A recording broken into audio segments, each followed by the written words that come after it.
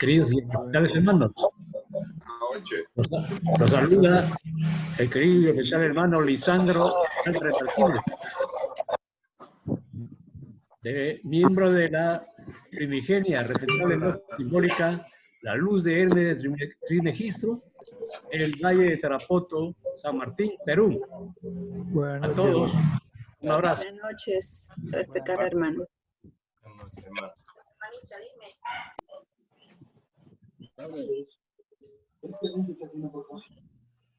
Lisandrito, Hola. buenas noches.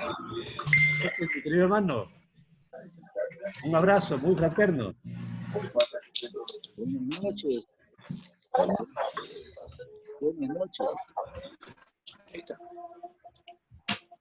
Queridas hermanas y queridos hermanos, vamos en la paz del gran arquitecto del universo, que está en nuestro corazón, potenciando al máximo todo nuestro sentido de justicia y equidad. Oremos y meditemos muy profundamente.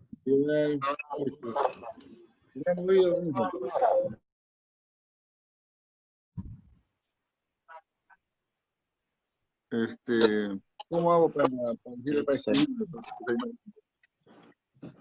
Respetada hermana Ana María, buenas noches.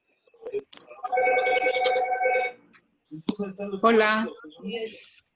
Hola, buenas noches. Buenas noches, qué gusto. Hola, ¿qué tal? Sí, de Chile. Con muchísimo Pertenezco a la gusto. Logia Crisol de Chile. Buenas noches, respetables hermanos. Buenas noches, hermanos y hermanas. Les saluda Walter Vargas, del Gran Oriente Simbólico del Perú, Valle de Cajamarca. Buenas noches, hermano Walter. Buenas noches, hermanas y hermanos. En este momento grato vamos a dar verlo. comienzo a la reunión, así que les ruego que pongan todos sus micrófonos en silencio. Va a hacer la introducción nuestro presidente, el ilustre y poderoso hermano Héctor Díaz Montenegro. Gracias, querido hermano Juan Eduardo. Mis queridos hermanos y hermanos, a nombre de la masonería, de la Confederación Interamericana de Masonería Simbólica Activa, nuevamente mis saludos a todos los respetables maestros, grandes maestras, venerables maestras y hermanos maestros y maestras de todas las obediencias. Hoy día se ha incorporado y le damos la más cordial bienvenida al Gran Oriente Mixto Universal del Perú, a la Gran Logia Oriental del Perú y el Gran Oriente de México, que por razones de tecnología no habían podido iniciar la primera noche de la conferencia del martes pasado. Muchas gracias, ilustre y poderoso hermano, por la bienvenida. Los participantes deberán tener sus micrófonos apagados mientras dure la charla. Las preguntas se pueden hacer por chat y serán respondidas al final de la presentación. Hay dos coanfitriones de la plataforma, la querida hermana Candy Abad y el hermano Juan Eduardo Galleguillos. Son los dos hermanos que son coadministradores para que puedan prestarle toda la colaboración. Hoy día también hay muchos hermanos que me han preguntado por cómo nos hacer con los contactos, acaso estamos grabando estas clases. Le estamos grabando y van a ser enviados al final del curso a los grandes maestros o a los representantes, las obediencias que nos acompañan, y con el curso completo, además que de material de apoyo que gentilmente el hermano Josué nos ha estado enviando, 2 o 3 libros para que también tengan para consultar sobre el mismo tema. Y hoy va a ser un repaso especial para los que no pudieron estar en la primera clase, para así dejarlo un poco al tanto de lo que se está tratando. Así que ojalá que les sirva, queridos hermanos, y nuevamente bienvenidos. Querido hermano Josué, tenéis la palabra. Buenas noches, ilustre y poderoso hermano, presidente de CIMAS,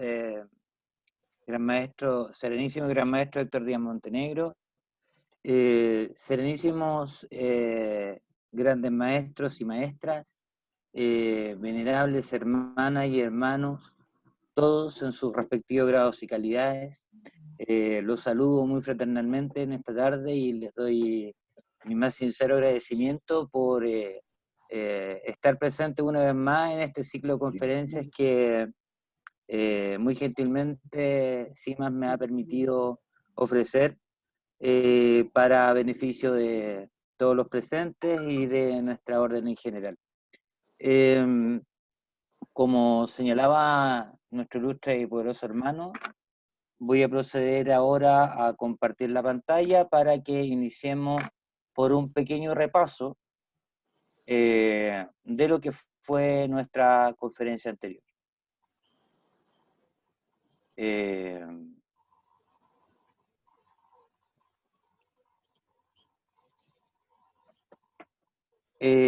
Muy bien.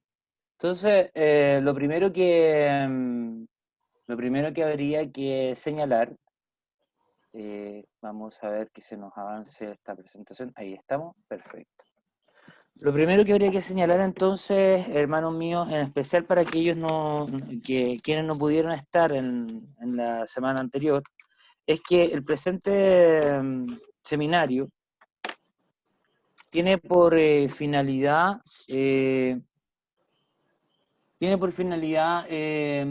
ponernos en contexto de lo que debiera ser una profundización de nociones básicas que ya a esta altura, en tercer grado, cualquier miembro de la orden debiera poder manejar de manera más o menos holgada, ¿cierto? Me refiero básicamente a qué debemos entender por la iniciación masónica. Y como decíamos la semana anterior, normalmente cuando recurrimos a la literatura, a la que tenemos acceso, sobre todo en los primeros grados simbólicos, nos damos cuenta de que en general los manuales tienden a definir la iniciación desde una perspectiva dinámica, vale decir, como un proceso. Y así decíamos que la describen, por ejemplo, como un segundo nacimiento, iniciarse es aprender a morir, o nacer de nuevo, ideas todas que se ven de alguna manera desarrolladas en el transcurso del avance por los distintos grados de la masonería azul o simbólica. Sin embargo, planteábamos la interrogante como inquietud personal de que pareciera que estas nociones no serían suficientes para poder explicar cuál es el propósito, ¿cierto?, que en última instancia persigue nuestra institución. Puesto que la iniciación como proceso habla de estas etapas dinámicas, pero no nos termina de contar para qué sirve la iniciación, con qué objetivo la masonería se ha esforzado en mantener vigente este procedimiento, ¿cierto?, de desarrollo personal. ¿Cuándo se cree que se ha llegado a la meta, ¿cierto? Se ha cumplido el propósito que tendría nuestra orden en mantener vigente este procedimiento de trabajo con sus miembros y que se supone sería como la herencia primera que la masonería mantendría de lo que fue en otra época las antiguas escuelas de misterio, ¿cierto? Entonces, desde esa perspectiva, proponíamos definir a la iniciación desde una doble fase, como un procedimiento, como acabo de escribir, y también como un objetivo o propósito. Ahora, también decíamos que la masonería tiene una característica muy particular, porque el método docente de la masonería se compone básicamente por estos ritos, ¿cierto?, de iniciación de primer grado, de ascenso al segundo grado, de exaltación al tercer grado, y en todos ellos encontramos la presencia común de el uso de un lenguaje simbólico, ¿cierto? Adicional a ello, encontramos que en cada ceremonia está presente el elemento de los charts o cargos que nosotros conocemos en habla hispana como los juramentos o las obligaciones iniciáticas. lo que por último también nos lleva a un último componente de la metodología iniciática en la masonería, que podría llamarse, ¿cierto?, la disciplina iniciática, o sea, vale decir, ese cambio de forma de vida que se supone que cada hermano va experimentando en la medida de que atraviesa estas distintas etapas iniciáticas, ¿cierto? Todo este método, que sería esta iniciación en un sentido dinámico o como proceso, tiene, como ya dije, un objetivo que todavía no tenemos claro cuál es, ¿cierto? Pero tanto la iniciación como proceso como la iniciación como objetivo, debemos reconocer que tienen una característica llamada polisemia, vale decir, los significados que cada uno de estos elementos pueden tener, van a variar según quién sea el que los esté interpretando. Y eso habla mucho, ¿cierto?, de la característica de nuestra orden relativa al respeto por la verdad relativa, ¿cierto? Por eso decimos, es mi palabra, porque cada hermano experimenta estos procesos iniciáticos y persigue un objetivo que entiende según su propia subjetividad. Eso es la polisemia, ¿cierto? Si tenemos esta característica, entonces malamente podremos intentar contestar esta pregunta de cuál es el propósito de la iniciación, desde una forma unívoca, porque para cada uno va a, como ya dije, poder tener un significado distinto según su propia comprensión. Entonces, como no tenemos una definición aplicable a todas las subjetividades por igual, lo que corresponde hacer para seguir avanzando en este tema es recurrir al único elemento que nos podría ayudar a desentrañar esta interrogante, y que es justamente el simbolismo masónico. Por ello, en esta presentación hemos seleccionado algunos símbolos que coronan la escala jerárquica de lo que se conoce como el rito de Menfi Mirraín, y también, paralelamente, el rito egipcio, porque vemos en la figura central el Nef, que es el huevo alado, ¿cierto?, que está rodeado por este otro elemento que vemos a nuestra izquierda llamado el Ouroboros, ¿cierto? Y vemos la versión más antigua de este mismo símbolo, que sería la del rito egipcio, que es el Nef con el huevo alado, rodeado por estrellas y coronado por un delta radiante. ¿Por qué hemos tomado estos símbolos? Porque creemos que en estos símbolos, al estar justamente coronando la escala jerárquica, podrían estar entonces diciéndonos de alguna manera hermética, oculta o arcana, cuál es el objetivo de todos los grados, ¿cierto?, en los que se ha dividido este rito. Y vamos a llamar la atención principalmente sobre este elemento central que tenemos acá, que está configurado por dos figuras cuadrangulares, dos cuadrados entrelazados. Y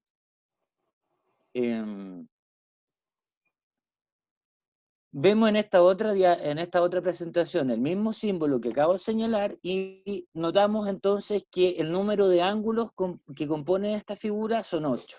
Y eso ya necesariamente nos pone en relación con este otro elemento simbólico, que es esto conocido como la cruz de 8 beatitudes, y que recordábamos se encuentra presente en el simbolismo, ¿cierto?, de el grado 30 al 33 en el rito escocés rectificado.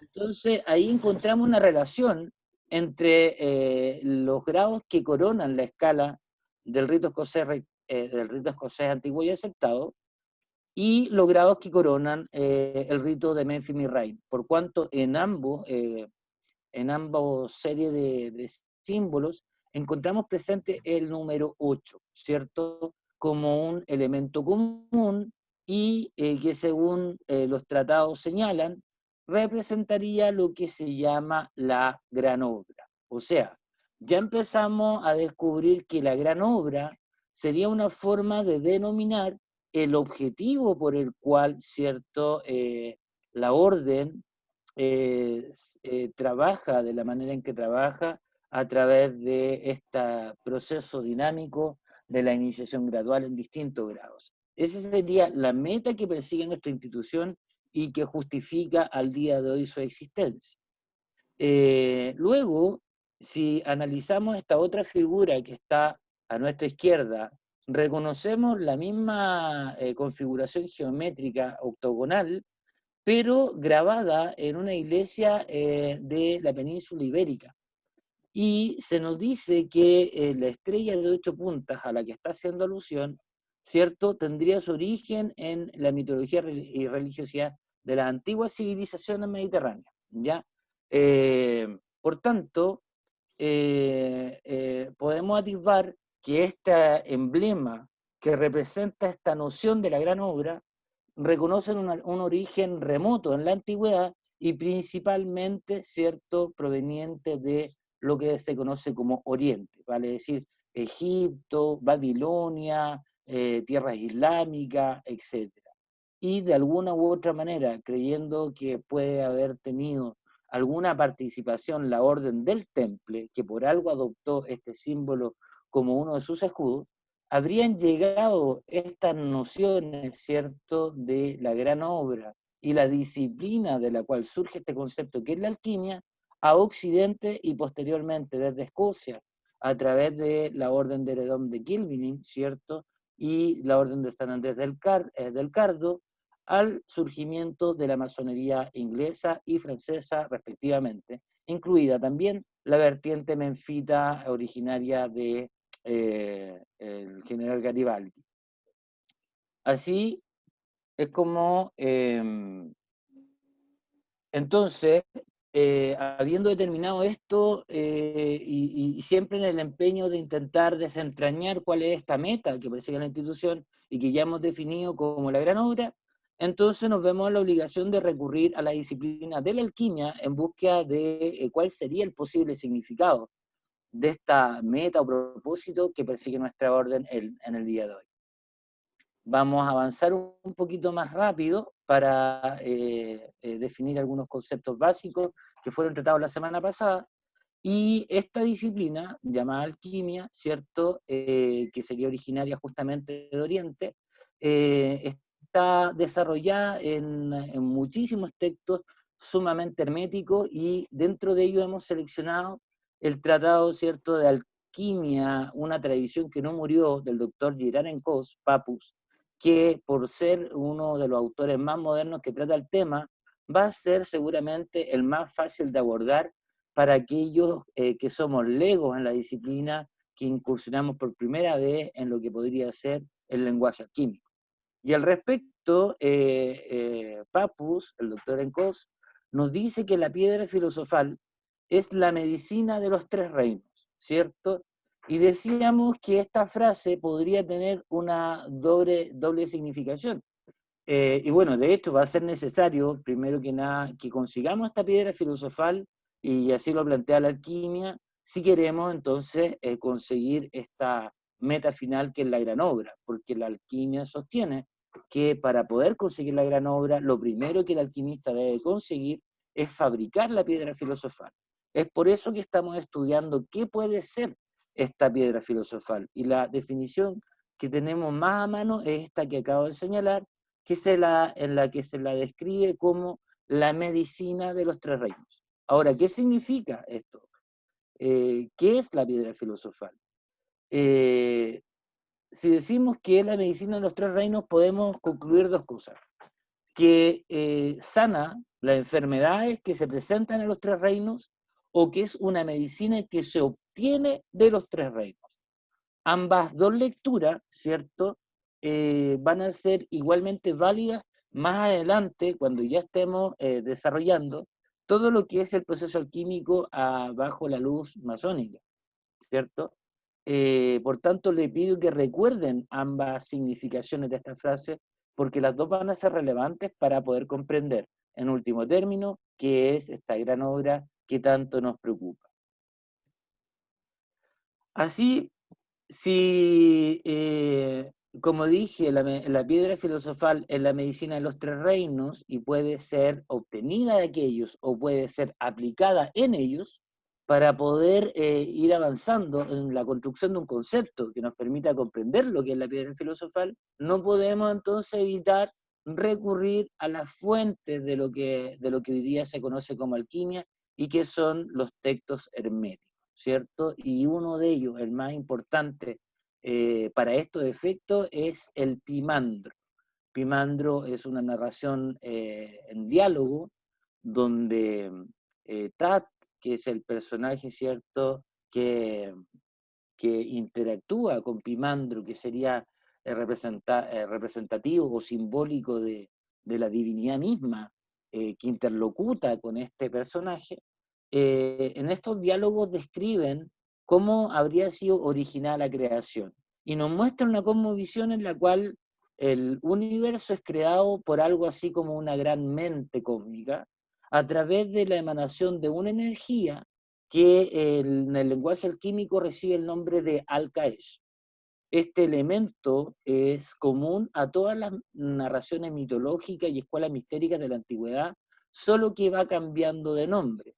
Para que ustedes se contextualicen en el lenguaje de la iniciación masónica, en nuestros rituales se le llama el Fiat Lux o la luz iniciática, ¿cierto? Sería lo más cercano a esta noción de energía, espíritu, pensamiento de la mente cósmica, que también en la gnosis recibe el nombre de logos, ¿cierto? O el nous egipcio, ¿ya? Este Al-Kaet tiene una característica muy singular, y es que contiene, ¿cierto? Por cierto, acá en la diapositiva también se le menciona como Ein Sof Aur, que es la forma en que se le denomina en el lenguaje cabalista, o Or Ein Sof, que es lo mismo y se traduce como la luz ilimitada. Ambos elementos, Al-Kaet o Or Ein Sof, serían una energía, un pensamiento de la mente divina, que serían la causante de la creación del universo y todas las formas de vida que lo habitan. Y dentro de este elemento estaría esa noción conocida como la mónada, ¿cierto? Que sería como una especie de partícula de luz, de energía, mucho más pequeña que las partículas que conforman el átomo, y que serían el antecedente metafísico que permite construir posteriormente en esta dimensión física la noción de átomos, ¿cierto? Y de estructuras moleculares, que posteriormente van a dar origen a la materia física. Entonces, según este relato del Pimandro, ¿cierto?, este fuego que es el causante de la creación, o el vehículo de la creación a través del cual la mente divina da origen a la vida en toda su forma, va descendiendo desde el plano de las causas en una expansión infinita y multidireccional hacia todos los rincones del cosmos, y en ese proceso de descenso o de expansión de esta luz va cambiando su comportamiento, principalmente desacelerando su nivel vibratorio. En este proceso va generando lo que en teoría hermética se conoce como los elementos de los filósofos, que son símbolos que aluden a distintas dimensiones que existirían previas a la dimensión física en la que hoy día nos encontramos. Y estas dimensiones en total son 4, que reciben el nombre simbólico de elementos de los filósofos, y así hablamos de la dimensión del fuego filosófico, del aire, del agua y la tierra filosófica. En Kabbalah se les conoce como los olamot o mundos ocultos, en los cuales se podría estructurar el universo creado. Luego, cuando esta energía desciende y atraviesa estos planos, lo que pasa con ella es que se va transformando y se cree que desarrolla habilidades, porque además entendemos que no solo es una energía, también se le concibe como una entidad dotada de conciencia. Entonces, el generar cada uno de estos compartimientos del universo le va permitiendo un aprendizaje en la medida que construye cada uno de esos planos. Al llegar al plano físico, el proceso no se detiene, y lo primero que compone, ¿cierto?, esta energía una vez entrada en esta dimensión temporal-espacial va a ser la noción de materia física. Como ya les dije, aprendiendo a construir desde esta mónada, ¿cierto?, o mitzozot que yo les mencionaba, lo que van a ser los átomos. con esta unidad de energía construyen los átomos, luego estos se forman, se reúnen en moléculas que dan origen a estructuras de los distintos incandescentes, hasta que al fin surge la materia rocosa que posteriormente da origen a los planetas. Entonces, estamos de acuerdo en que ya en la dimensión temporoespacial, el primer reino que surge de la actividad de esta energía es el reino mineral. Cuando ha dominado la habilidad de construir estructura atómica, dando origen a estos elementos, termina el proceso, ¿cierto?, de involución o penetración en la materia y salta a un nivel diferente llamado el reino vegetal, en el cual, a partir de la sopa primordial, que es ese caldo de cultivo, donde surgen las primeras unidades unicelulares que van a dar origen a la vida orgánica, comienza a florecer entonces sobre esta materia rocosa formas de vida vegetal. En ese lugar aprende una nueva habilidad que se dice es la sensibilidad magnética. Vale decir, empieza a reconocer e intercambiar esta forma de vida vegetal con los cambios que se producen en el entorno que la rodea, ya sea la energía eléctrica, el oxígeno a través de la fotosíntesis, empieza un poco a relacionarse con su medio en una forma muy particular que se define con el concepto de sensibilidad. Y otra característica importante es que otra habilidad que genera en este plano es el de diferenciar las especies conforme a una forma que las caracteriza, cosa que en el reino mineral no existe, porque sabemos bien que lo que hay en el reino mineral es una estructura más bien amorfa, todos los minerales se parecen porque son simplemente piedras o granitos, sin embargo en el reino vegetal es claramente diferenciable un tipo de planta de otra porque ahí hay una habilidad adicional que en el reino mineral todavía no se había desarrollado y que es el crear especies diferenciadas por su forma. Cuando ha logrado estas habilidades pasa a un tercer estadio donde esta energía de estas mónadas que penetran en la materia y van construyendo la vida en este plano, ¿cierto?, le permiten dar origen a lo que conoceremos luego como el reino animal, y en este estado de involución de este espíritu cósmico, lo que se produce es la vida orgánica, pero ahora dotándole, además de las habilidades que ya había desarrollado, la capacidad de generar seres con capacidad de movimiento, o sea, semovientes, dotados también de algo parecido al intelecto, un protointelecto que les permite reconocer los estímulos del entorno y dotados de una modalidad energética conocida como los instintos, que le dan la posibilidad de reaccionar frente a los estímulos del entorno, evitando los peligros, ¿cierto?, cazando para asegurar la supervivencia de la especie, etc. Cuando todo este proceso se ha concretado, ¿cierto?, entonces pasamos a lo que este texto alquímico, ¿cierto?, nos describe en Papus, lo que serían los ciclos de construcción de la piedra filosofal. ¿Y por qué necesitábamos recorrer todo este camino que yo les expliqué recién? Porque sin esa cosmovisión hermética que acabo de escribir, estos términos que nos va a dar este texto para explicarnos qué es la piedra filosofal y cómo se construye, no tendrían ninguna posibilidad de ser significativos, porque no serían comprensibles sin tener como referencia el marco conceptual que acabo de escribir. ¿Por qué razón? Porque este autor nos dice que para construir la piedra filosofal, esta operación se va a dividir en ciclos. Y el primer ciclo, dice él, consiste en extraer el mercurio común y corriente, ¿cierto?, un fermento especial al que los alquimistas denominan el mercurio de los filósofos. Luego, ese fermento se debe hacer actuar en el fermento de la plata, a fin de obtener igualmente un fermento. Y luego hacer actuar ambos fermentos sobre el oro filosofal, ¿cierto? Estos tres términos ya los podemos entender desde la perspectiva de lo que les acabo de escribir como el cosmogénesis, diciendo que cuando habla del Mercurio se está refiriendo a ese protointelecto que se generó por este elemento causal, por este nous, cuando creó la forma de vida animal. Ese es el significado base del concepto del mercurio en alquimia.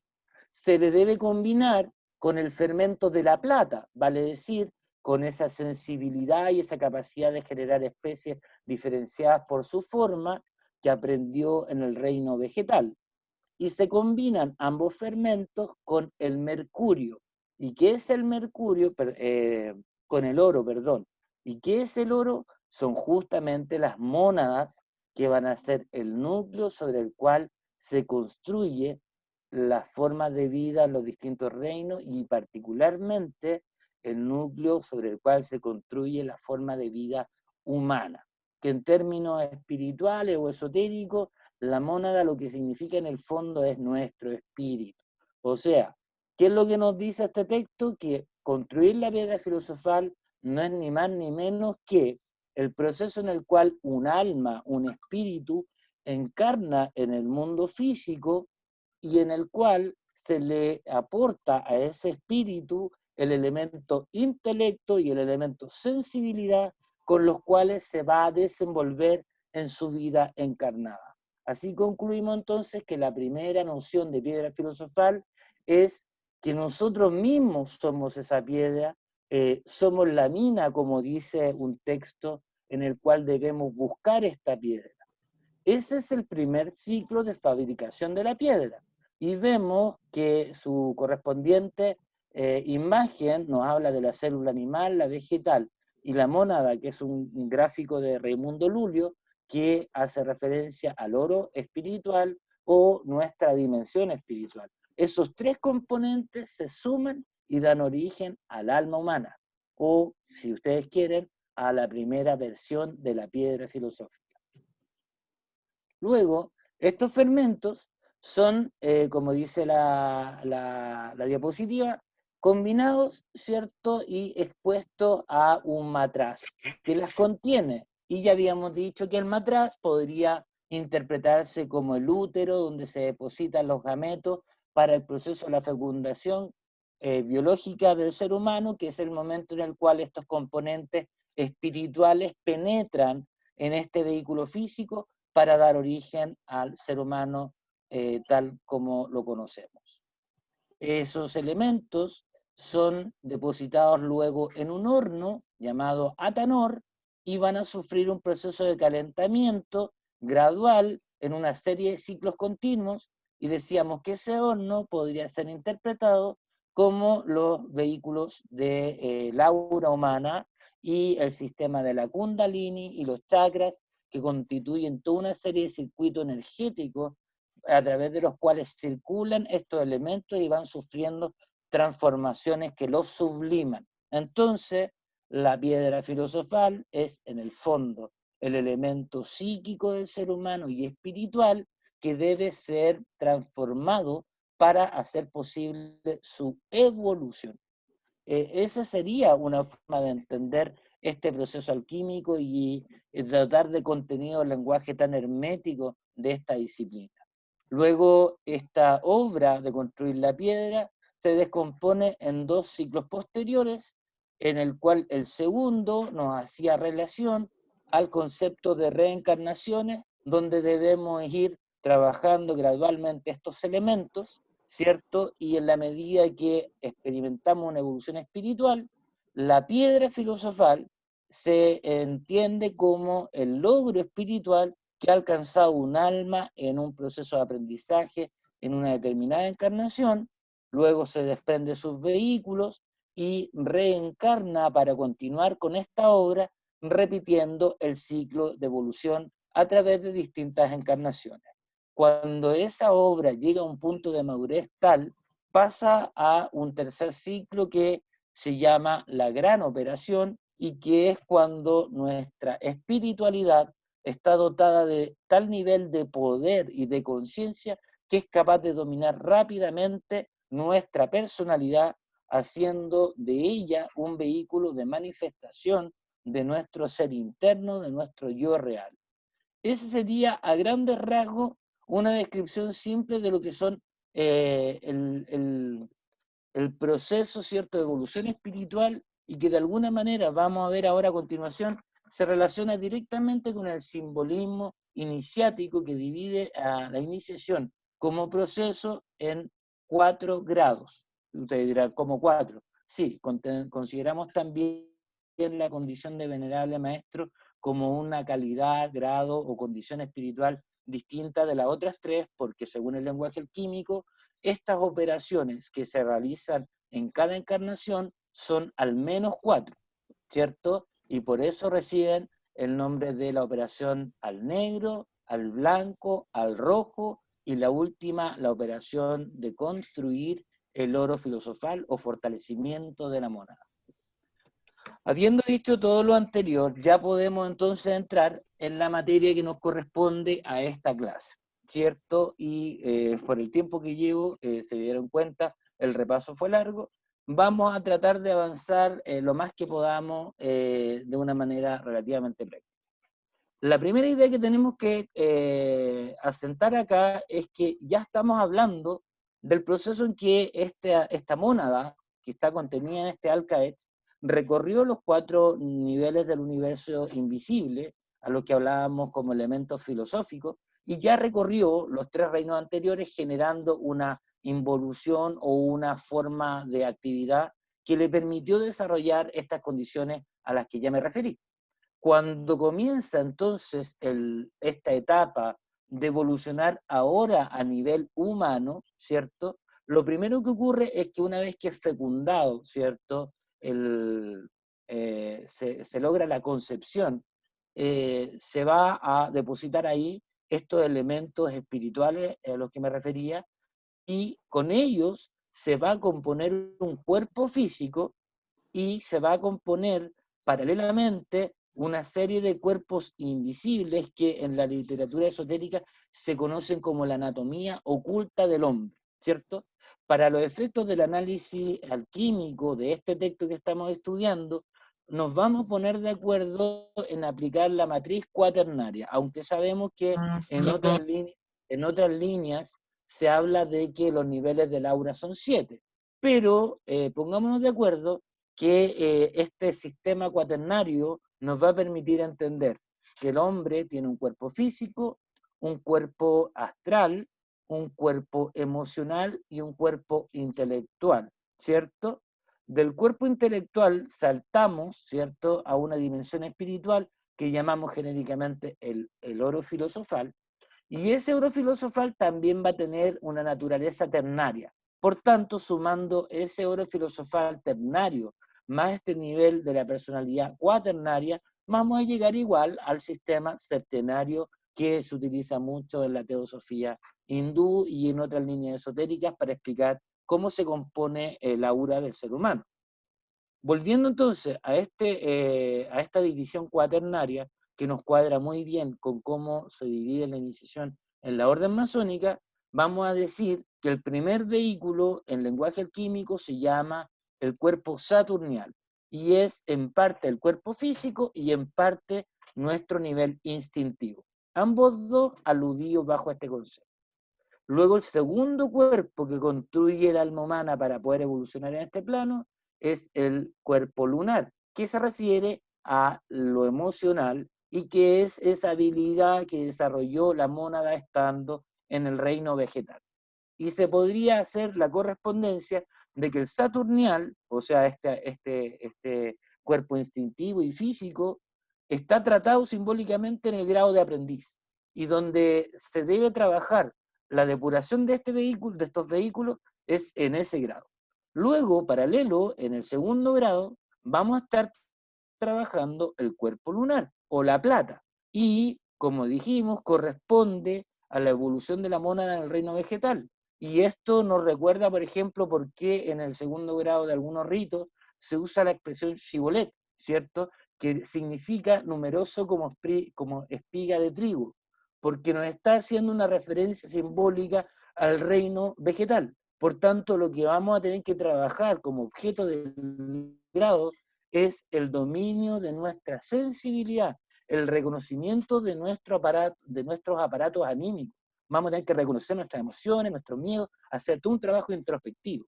Así, en el tercer nivel que se construye en el alma, vamos a tener un cuerpo llamado el mercurial, que está relacionado, como ya dije, con lo que se generó por la mónada en el reino animal y que llamamos intelecto, y cuya misión principal es comandar, regular y utilizar conscientemente estas energías anímicas de las emociones y de los instintos, ¿cierto?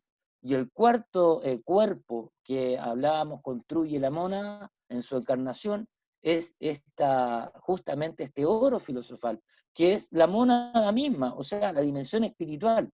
Pero la diferencia está en que cuando encarna viene con un nivel de inconsciencia que se va a ir incrementando, o sea, que se va a ir depurando, porque va a generar mayores aprendizajes espirituales en la medida que va evolucionando en cada encarnación y que va trabajando, depurando cada uno de los vehículos que conforman, ¿cierto?, su naturaleza inferior.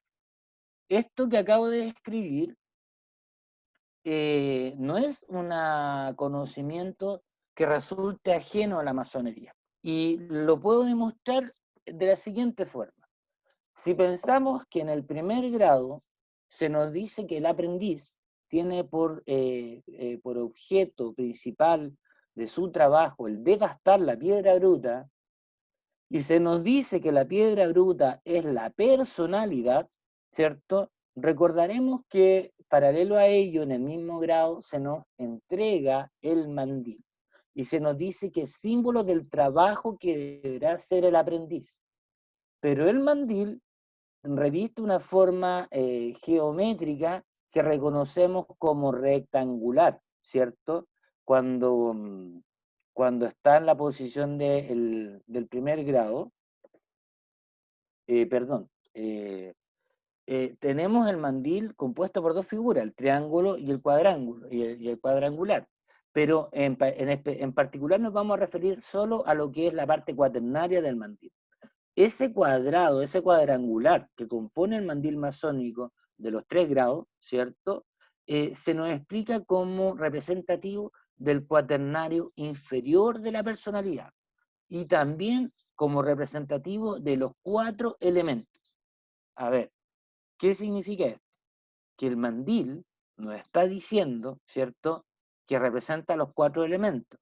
Y si yo dije que previamente en alquimia se habla de que las 4 dimensiones espirituales por las que atravesó la mónada en su descenso al mundo físico se llaman los 4 elementos de los filósofos, lo que nos está diciendo es que una lectura oculta del mandil es que este representa las habilidades espirituales que generó la mónada en su proceso de creación de los mundos invisibles previos al mundo físico, ¿ya? O sea que en la mónada está la capacidad de conocer, recordar, comprender cómo funcionan esos mundos invisibles llamados, ¿cierto?, los mundos espirituales o los mundos internos. Esa es la primera lección con la que tenemos que tomar relación y recordarla, porque nos va a servir mucho al final de este seminario. La segunda lectura del mandil es que representa también y paralelamente al cuaternario inferior de nuestra personalidad. ¿Y qué es ese cuaternario? El físico, que está representado por la tierra, simbólicamente hablando, el agua, que representa, ¿cierto?, nuestras emociones, el aire, que representa nuestro intelecto, y el fuego, que representa nuestros instintos y nuestra mente abstracta, ¿ya?, que es la antesala de la construcción del oro filosofal. Entonces nos damos cuenta que el mandil del primer grado está lleno de simbolismo alquímico, haciendo alusión al conocimiento de los mundos espirituales que está grabado en nuestra mónada y haciendo alusión al mismo tiempo a estos 4 cuerpos que se generaron cuando la mónada encarnó en la línea evolutiva que conocemos como línea humana. Y ratifica esto que acabo de decir, el hecho que en la mayoría de los ritos, el grado de maestro tiene 4 colores que describen esa prenda simbólica, porque está haciendo alusión justamente al dominio de estos 4 cuerpos.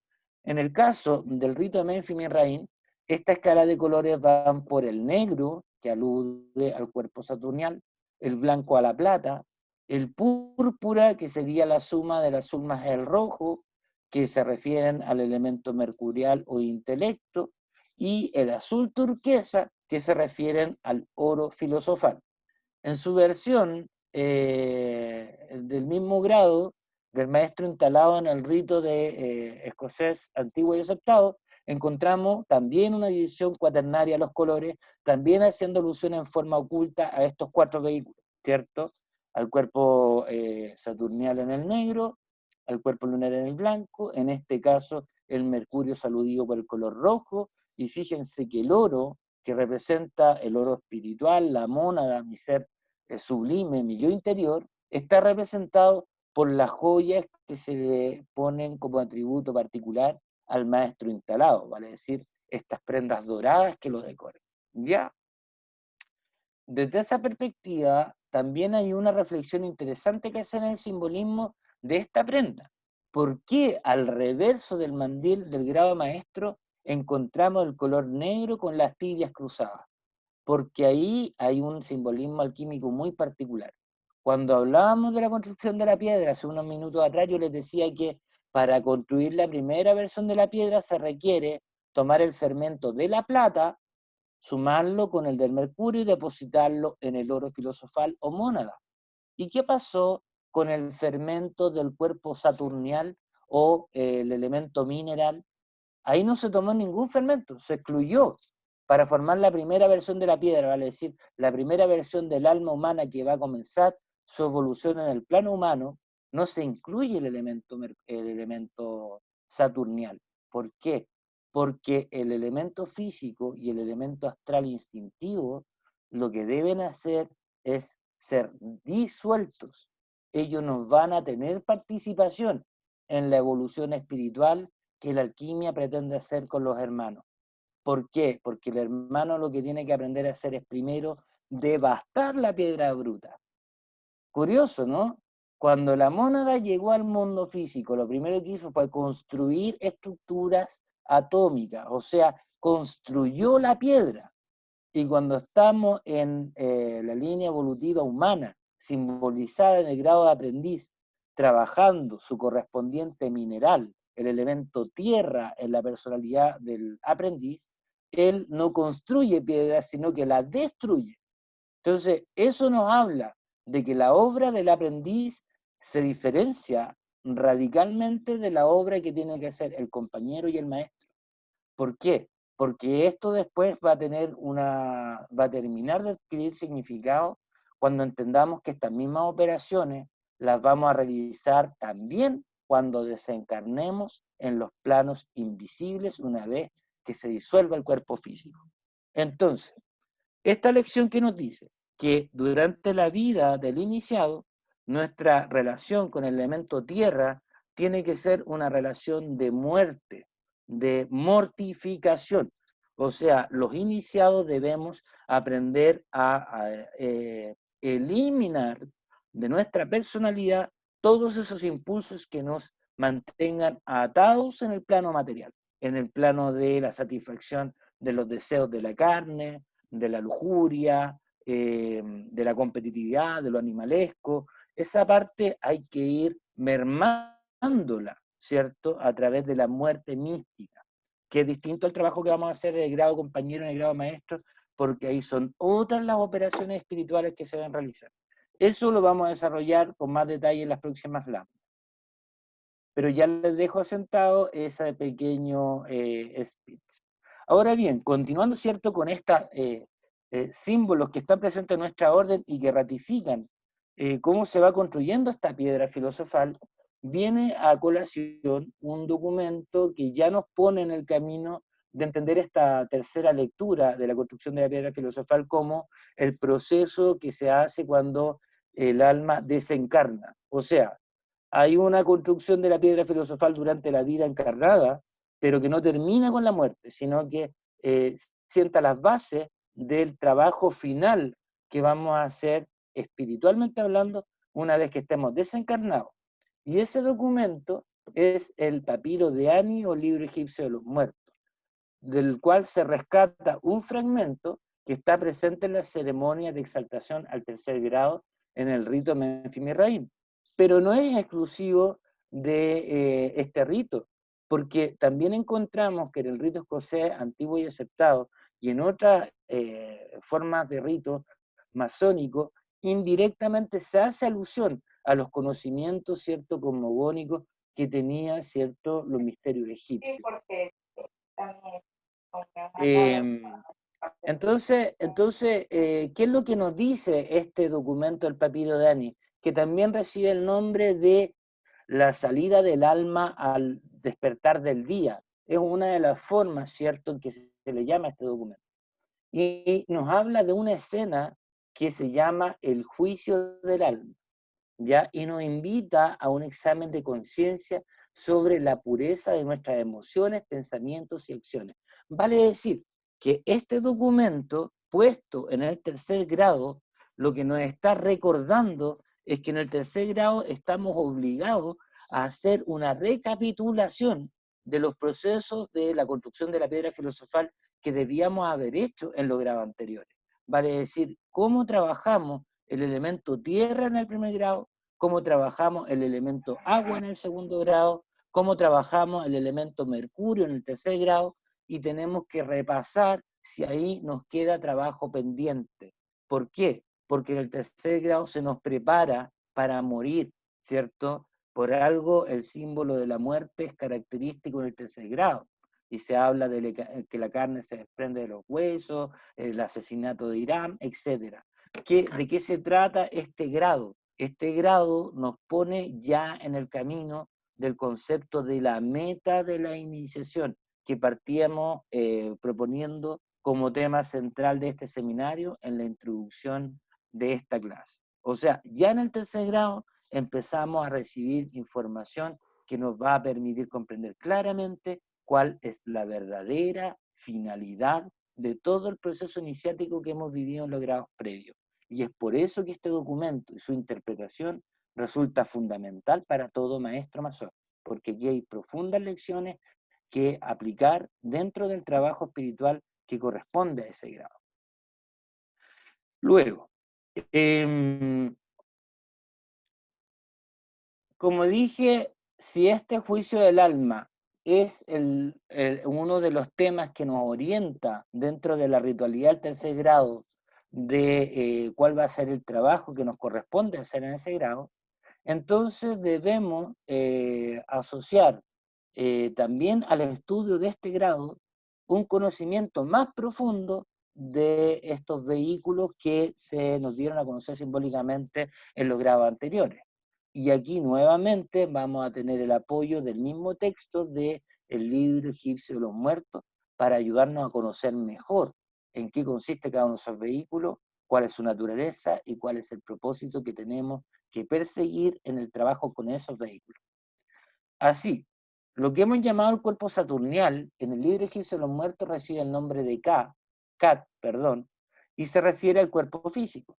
Y paralelo a ello, el saturnial también hace alusión a otro elemento del libro egipcio de los muertos que se dice es el Ka, ¿cierto?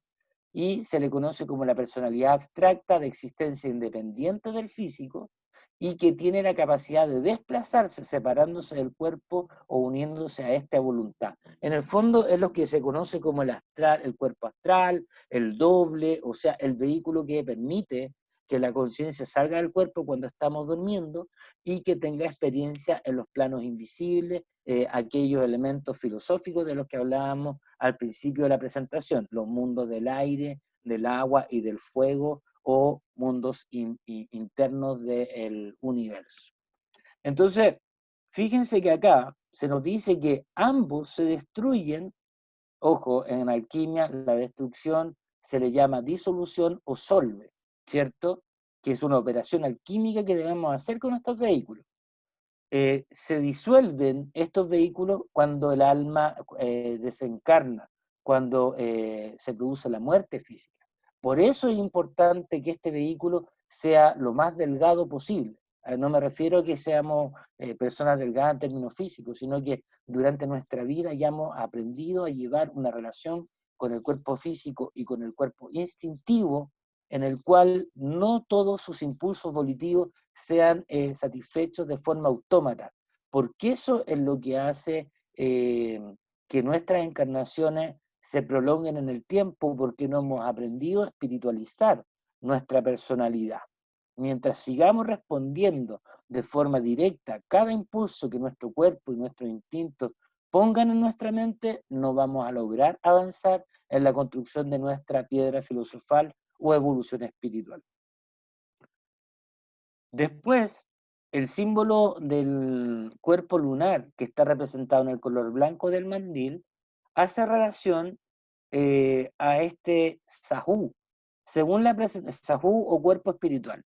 Según esta presentación se nos dice que el cuerpo físico, una vez que fallecía el individuo en la tradición egipcia, mediante plegarias y ceremonias del día del sepelio, ¿cierto?, podía transformarse en Sahu o cuerpo espiritual, que obtuvo un grado de conocimiento, poder y gloria, ¿cierto?, por los cuales se vuelve duradero e incorruptible. O sea, ¿aquí qué estamos hablando?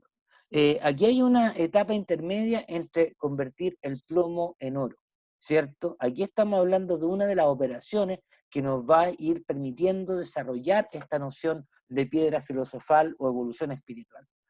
Si hemos debilitado los impulsos anímicos de nuestra personalidad más materialista e instintiva, ¿cierto?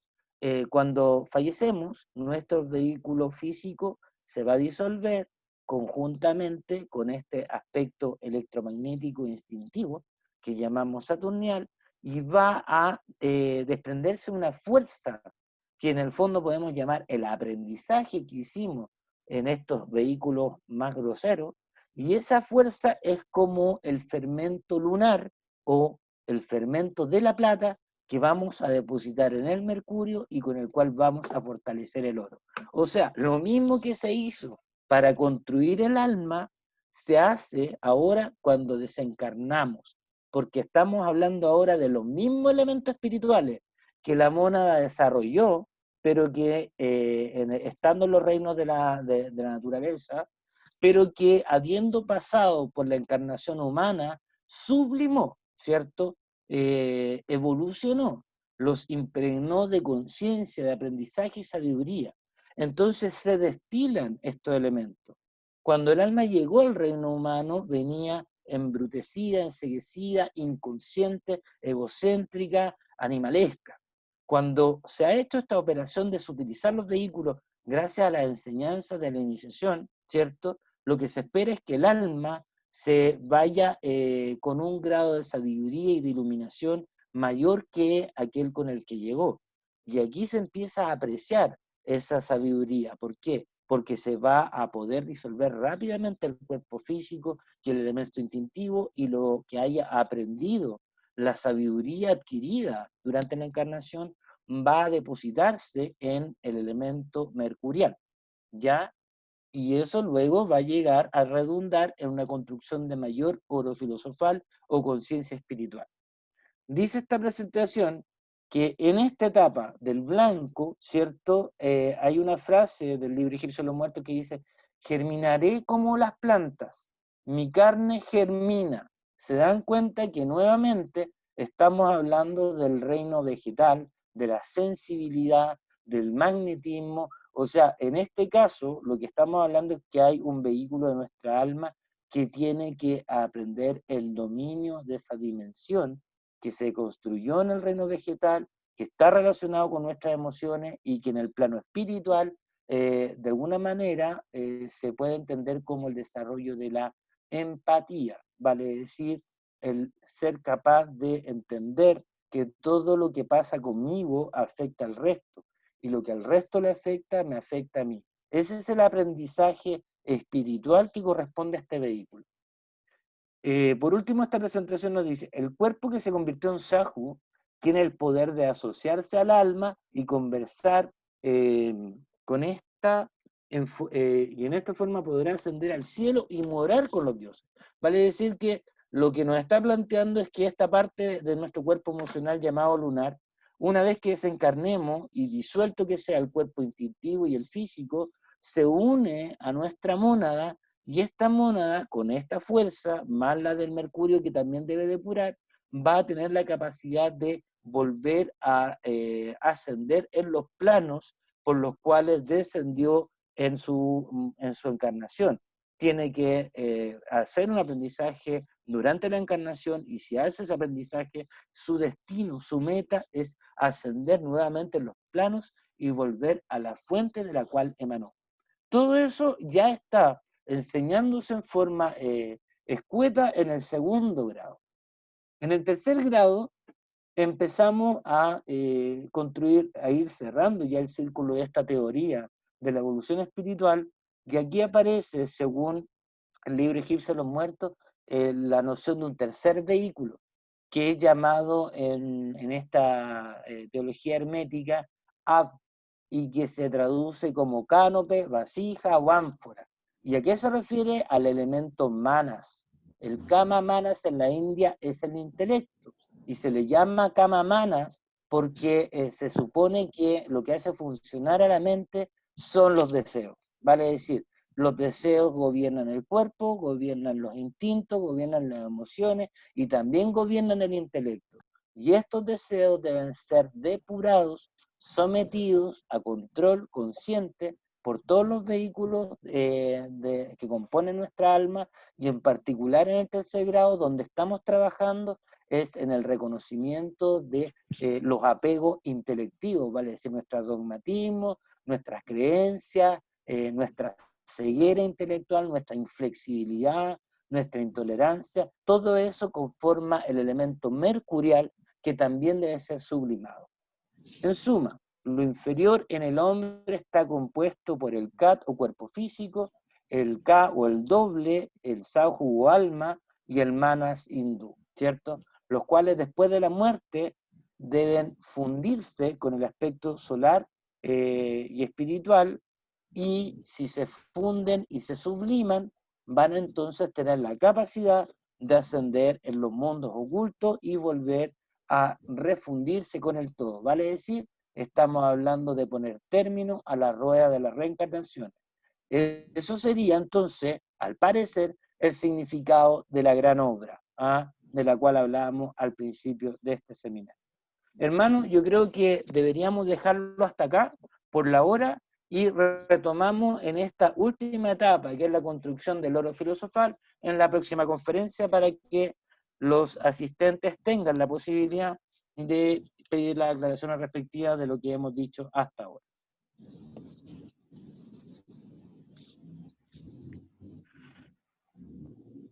Bueno, muchas gracias, querido. Muchas gracias, hermano Josué. Vamos a iniciar ahora una ronda de preguntas.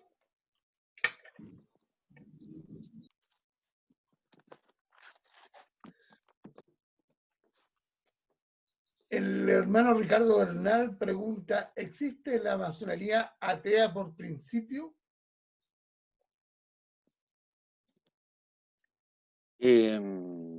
A ver. ¿Me escucha Juan Eduardo, cierto? Sí.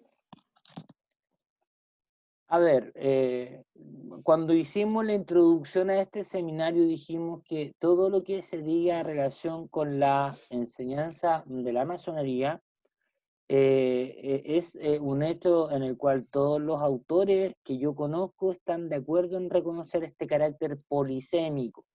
Por tanto, la masonería se puede describir como un fenómeno que va a tener el significado que cada miembro decida, conforme su propio fuero interno, asignarle.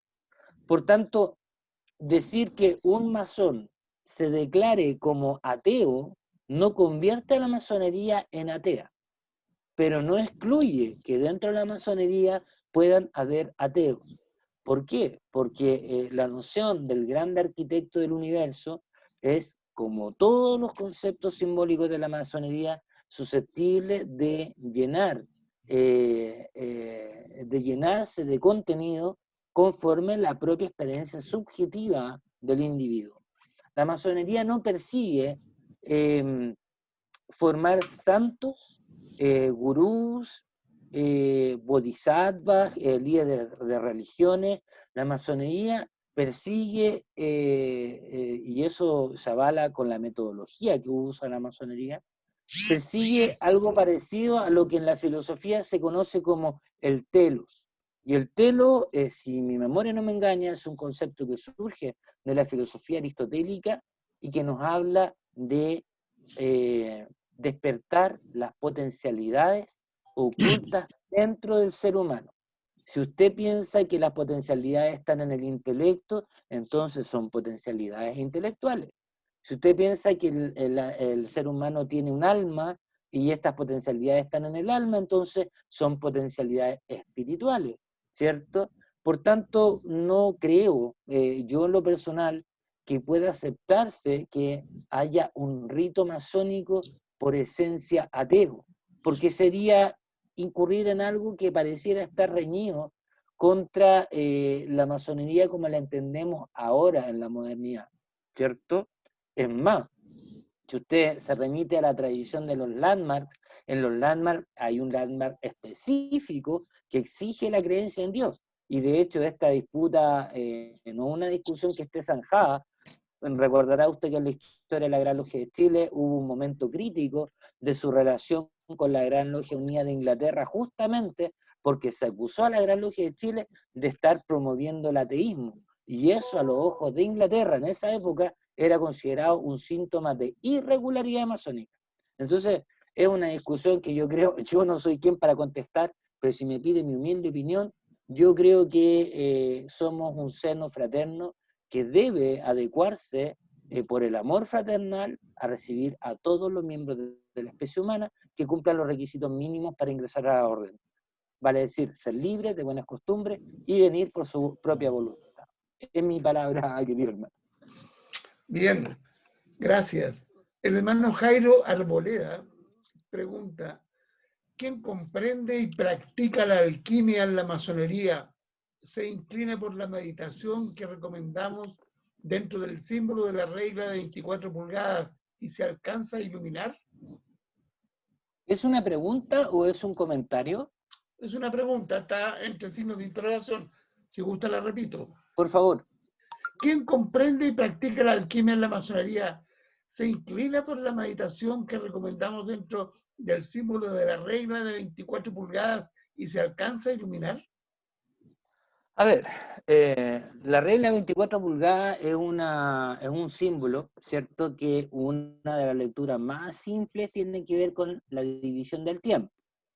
La división del tiempo también nos habla del dominio de los ciclos. Y los ciclos están en relación también con lo que hablamos, porque los tres vehículos más inferiores del Saturnal, del Lunar y del Mercurial podrían de alguna manera adjudicarse a esta división ternaria de las 24 horas, ¿cierto? Y se podría decir que la noche es el trabajo de la luna, se podría decir que en la mañana es el trabajo de Mercurio y durante la tarde es el trabajo de Saturno, ¿ya? Podría tener alguna relación con el dominio de los ciclos, podría tener alguna relación con trabajar estos tres cuerpos divididos, ¿cierto?, en distintas etapas del día, pero que se alcance a iluminar eso, bueno, insisto, la teoría plantea que la iluminación, como yo la entiendo, no se obtiene en una sola encarnación. Yo al menos creo en la reencarnación. Ahora, si no aceptamos la noción de las reencarnaciones, habría que preguntarse si ha habido gente que se ha iluminado y que podamos dar testimonio de ello. Y al parecer podríamos hablar de algunas personas ascendidas como Gandhi, tal vez Martin Luther King, tal vez algún santo como Santa Teresa de Jesús, que se han iluminado, pareciera en el sentido vulgar del término iluminarse, sí, pero que yo sepa, ellos para iluminarse hicieron obras espirituales que pueden ser análogas a las que estamos describiendo como propósito del trabajo iniciático, pero lo hicieron con una metodología distinta a la que propone la masonería, porque no todos ellos eran masones. Por tanto, la posibilidad de iluminarse siempre existe, creo yo, porque hay testimonios en la historia de la humanidad que demuestran aquello. Pero que haciendo esto sea garantía de que nos vamos a iluminar, sobre todo en una sola encarnación, la verdad es que yo no lo entiendo así. Puede acercarnos a mayor grado de nivel de evolución espiritual, pero no creo bajo ningún respecto que se pueda garantizar una iluminación como yo la entiendo.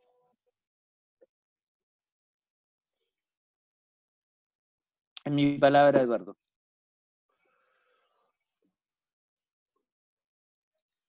Sofía Vintimilla pregunta, buenas noches. Mi consulta sobre la conferencia, ¿se podría incluir en la mónada el conocimiento inconsciente? Sin duda, sin duda. Según la nomenclatura de la psicología junguiana, ¿cierto? Nosotros podemos dividir la mente en 4 dimensiones. Voy a ocupar los términos vulgares porque yo no soy especialista en esa rama, pero podemos hablar de una mente consciente que estaría asociada al concepto de intelecto y que es la que funciona normalmente en estado de vigilia, cuando estamos viviendo nuestra vida encarnada en el día a día. Pero paralelo a ello hay un reservorio de información que también contiene energía psíquica que está ahí contenida a través de los complejos en el inconsciente personal. También hay otra dimensión más profunda del subconsciente que sería aquello que se conoce como el inconsciente colectivo y que es donde encontramos la información contenida en la noción de arquetipos y que explica lo que es la transculturación entre las distintas civilizaciones. Y hay una tercera dimensión del subconsciente conocida como el supraconsciente y que sería aquella dimensión depositaria de lo que se ha llamado, y aquí por favor lo digo con mucho respeto, el instinto religioso, en el sentido de que esa dimensión sería de donde emanan todas las aspiraciones altruistas del ser humano. No voy a hablar de una confesión de fe, pero sí hay una dimensión de la mente donde está como todos los impulsos nobles de los que un ser humano es capaz, incluso hablando de personas que normalmente actúan con violencia, que viven una vida delictual, ellos también tienen una parte noble, y esa parte noble se relaciona con una dimensión de la mente que se ha llamado el supraconsciente. Por tanto, la noción de la mónada, el oro filosofal, estaría muy ligado a ese último nivel de la mente subconsciente, conocido como supraconsciente, querida hermana. Bien, hermano Josué, sería bueno que encendiera su cámara para que lo pudiéramos ver. Disculpe, perdón, querido hermano, no me di cuenta. Okay. Bien. Vamos a dejar de compartir la diapo. El hermano Freddy del Vecchio pregunta, ¿hoy la nanotecnología es en lo material la alquimia del siglo XXI? Si me repitieras, Juan Eduardo, porque él pregunta no si la nanotecnología es en lo material la alquimia del siglo XXI.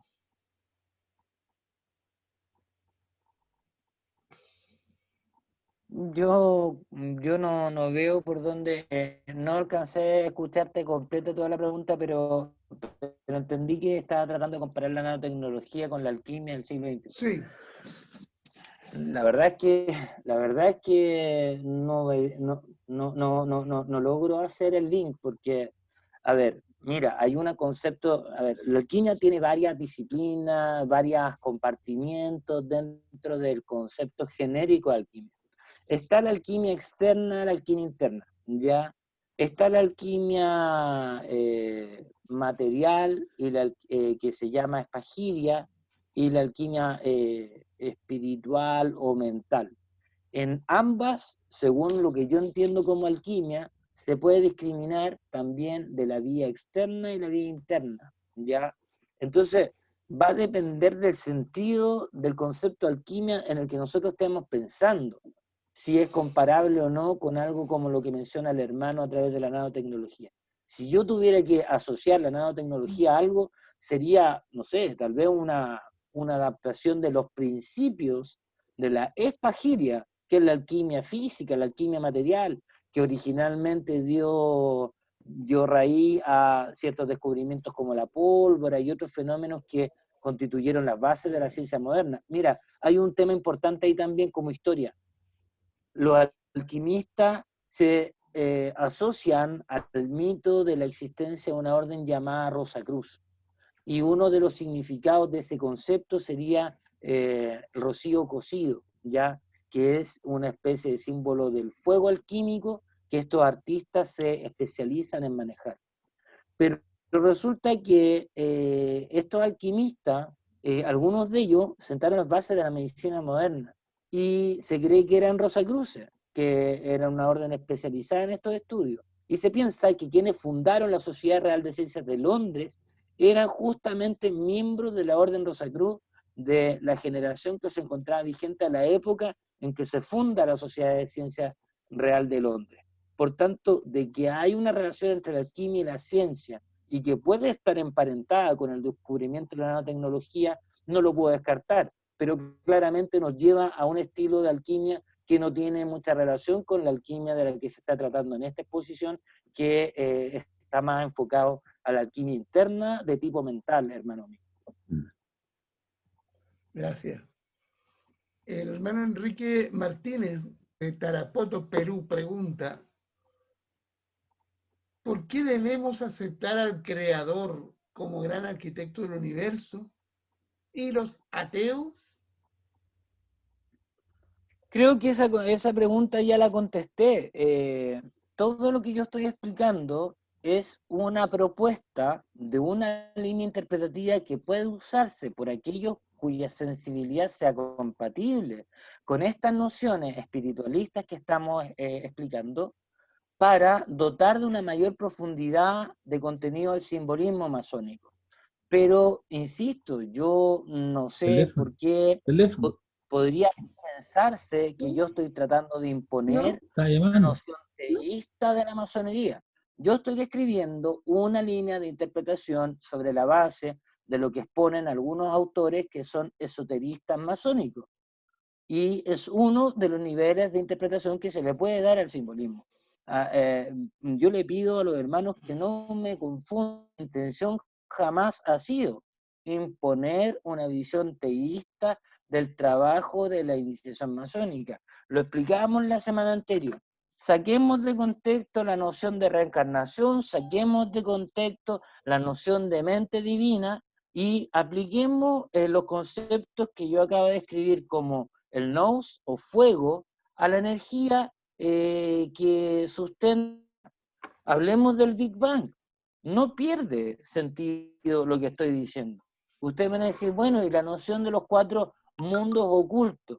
Bueno, la verdad es que hay una forma de funcionamiento en el sistema solar, hay una forma de funcionamiento distinto en un sistema galáctico, y así sucesivamente. Entonces esta energía organizada en distintos fenómenos de lo que componen el cosmos, que nosotros ni siquiera conocemos completamente como elementos filosóficos de la alquimia, pueden estar siendo aplicables simbólicamente a distintas formas de organización de la materia en los distintos fenómenos que conforman el universo. Y eso no necesariamente implica tener que aceptar estas otras teorías más espiritualistas donde se le asocia a una mente divina, a un espíritu que se encarna en la materia. Eso, si ustedes no lo quieren validar, nadie lo obliga. Pero el lenguaje alquímico sigue teniendo alguna lógica como herramienta hermenéutica del simbolismo masónico, que es el propósito último por el cual se está haciendo esta exposición. Espero haber contestado la pregunta, hermano. Bien. El hermano Mario Abultaif Vargas pregunta: a su consideración, ¿cuáles son las verdades ocultas o poderes ocultos en el ser humano? Wow. Mira, yo diría que hay como tres conceptos desde el fenómeno psíquico que son como que nos abren la puerta a otra interpretación más esotérica, ¿no? Yo diría que en el intelecto, en la mente consciente, está la función del manejo de la información de forma fragmentaria, que es lo que llamamos intelecto, y que nos permite construir conceptos que definen nuestra experiencia de la realidad, aunque con ciertas limitaciones.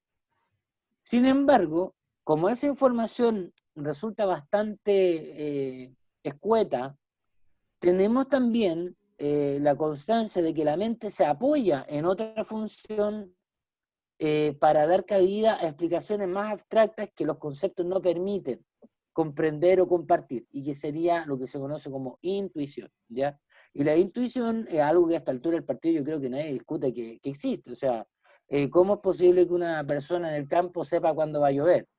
Porque desarrolló una relación con el entorno, donde los cambios de temperatura, la sensación de la humedad en su piel, bajo otras variables, le permiten creer que va a llover, y realmente rara vez se equivocan. Es intuición, y no necesariamente tiene que entenderse como un poder parapsicológico, pero es el germen de otras manifestaciones bastante más difíciles de comprender racionalmente, como el haber logrado evitar un accidente porque una corazonada me hizo sentir que tenía que volverme a la casa. Bueno, esas son cosas que ya pasan al plano, ¿cierto?, de la especulación parapsicológica, y bueno, y hay culturas que han desarrollado un entrenamiento completísimo para eso, como el despertar de los nadís o habilidades del alma, a través de ciertas formas de yoga. Incluso se sabe de ciertos testimonios históricos de místicos cristianos, y muchas personas que dedican su vida a explorar estos misterios del alma han logrado desarrollar poderes de sanación, en fin. La verdad es que hablar de los poderes del alma sería un tema tremendamente lato, y yo no quiero caer en esos detalles tan fenomenológicos, porque creo que nos desorientan del objetivo de la charla, que no es que no considere que son válidos, pero la verdad es que yo miro con recelo lo que es la parapsicología, porque lo que yo creo que la iniciación masónica, para los que somos espiritualistas, trata de transmitirnos no es el desarrollo de la vanidad espiritual. Ah, yo logro doblar una cuchara, sí, podrá hacerlo y me parece muy bien, pero para la perspectiva de la evolución espiritual, ¿qué tan necesario es aprender a doblar una cuchara con los poderes de la psicotrónica? Eso, hermanos míos, sería el comentario que podría hacer, con el respeto que me merecen todas las opiniones que sobre este tema tenga el hermano que hizo la pregunta. Por favor, no quiero sonar despectivo en ningún momento, y si sonare, les pido las disculpas del caso. Edith Camerano pregunta: ¿la mónada es la memoria que sobrevive a cada reencarnación y hace parte del Sahu y ayuda a la evolución de los diferentes cuerpos? Yo creo que sí. De hecho, mira, piensa tú que el oro filosofal se relaciona con el elemento oro, y tú sabes que el elemento oro tiene ciertas propiedades físicas que lo hacen como maleable, como flexible, le permiten soportar ciertas radiaciones que otros metales perderían su estructura. Y en esto espero no estar diciendo algo erróneo, pero según como yo lo comprendo, al menos, tiene ciertas propiedades moleculares del oro que lo hacen muy especial. Y una de ellas es que conserva su identidad aún a través de ciertos procesos que a otros elementos podrían llevarlos a la desintegración o la pérdida de las condiciones naturales que definen a ese elemento. En el caso del oro, ese fenómeno se hace más difícil de que ocurra, y de hecho, si lo piensas bien, se usa el oro para ciertas partes de las naves que salen salen de la atmósfera terrestre, donde las cargas eléctricas, las radiaciones son mucho más intensas, y sin embargo es justamente el material que mayor fidelidad permite para ese tipo de uso. Entonces, claro, si asociamos esos patrones simbólicos, entendemos que por eso se le llama mónada a ese núcleo que supone tendencia y de encarnación en encarnación. ¿Por qué?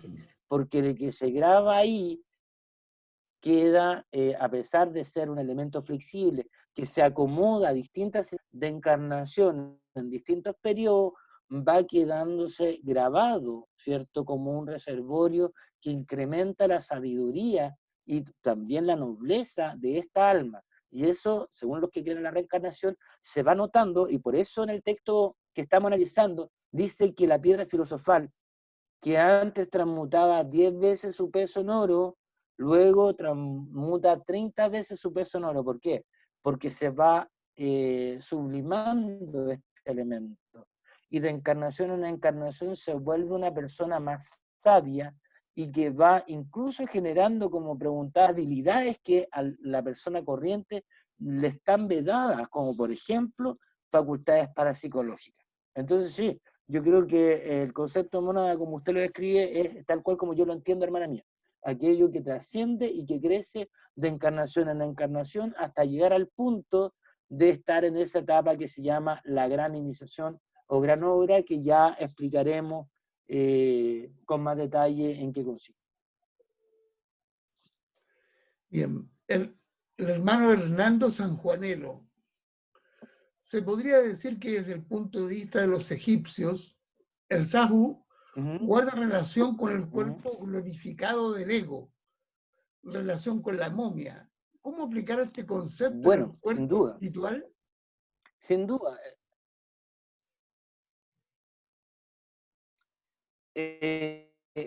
Juan Eduardo, sabes que te escuché 3 partes de la pregunta, ¿me la repetirías, por favor? Aunque ya sé la respuesta, pero para entender. Con mucho gusto, lo que pasa es que hablaste entre medio. Se podría decir que desde el punto de vista de los egipcios, el Sahu guarda relación con el cuerpo glorificado del ego, relación con la momia. ¿Cómo aplicar este concepto en el cuerpo espiritual?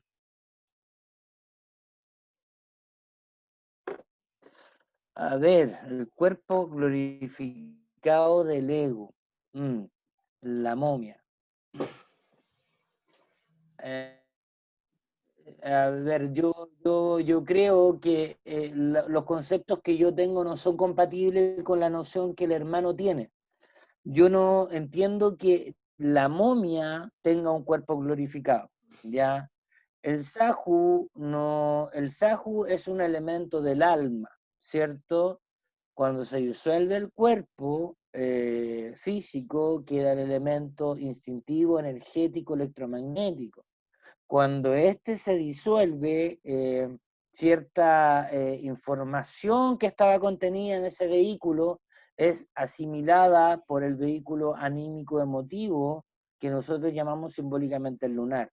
El cuerpo glorificado está en relación con la transformación que se produce al final del proceso en la unidad llamada mónada oro filosofal, ¿cierto? Que termina por incrementar sus niveles de conciencia y sabiduría a niveles que lo destacan del resto de la especie humana, ¿cierto? Y esa es la noción gnóstica del cuerpo de gloria, que yo no veo de qué manera puede estar relacionado con la momia, porque la momia es una costumbre, algunos autores esotéricos incluso critican que se haya establecido en ciertas épocas de la dinastía egipcia, porque ahí habría una mezcla de paradigmas espirituales con deformaciones de las enseñanzas de las escuelas de misterio.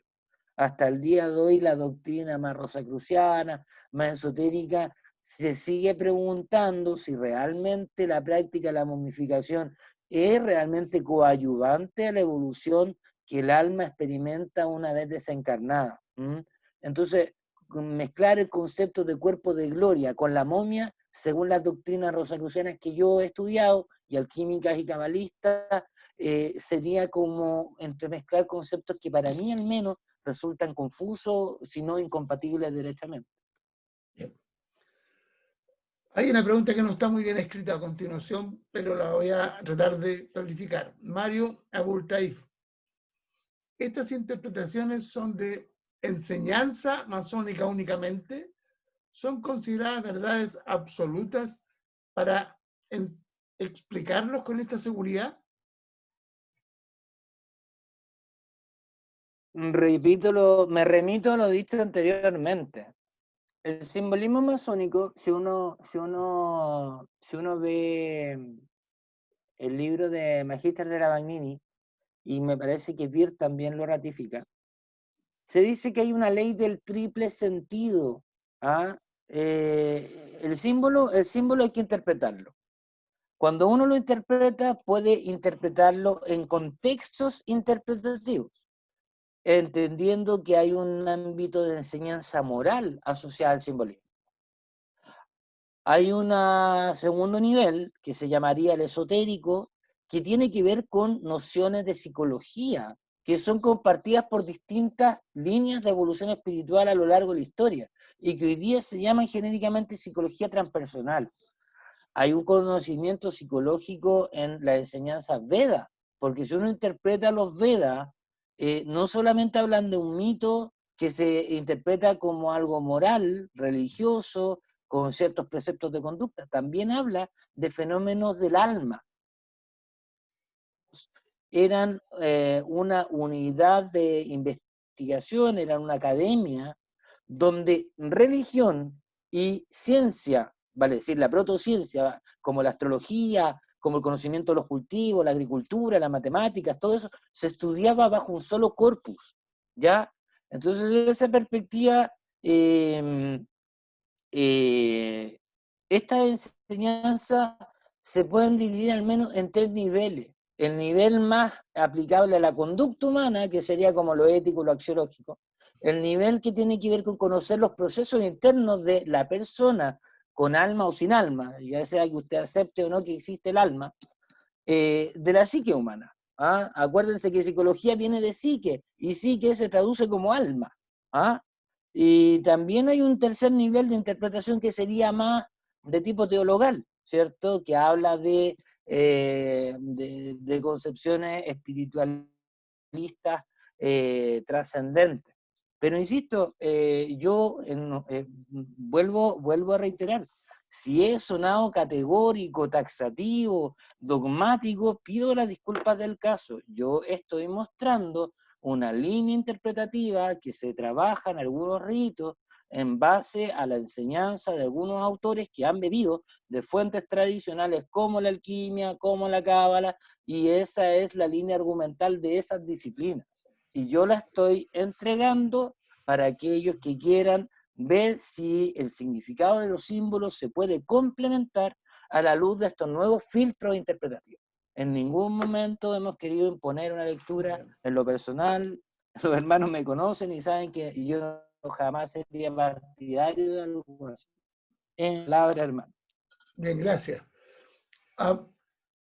Hay unos comentarios, pero los vamos a dejar para que usted los lea después cuando le entreguemos la lista del chat. Guillermo Gietz pregunta en el cuarto de reflexión, ¿cuál es el significado de vitriol? ¿Cómo se interpreta en este esquema?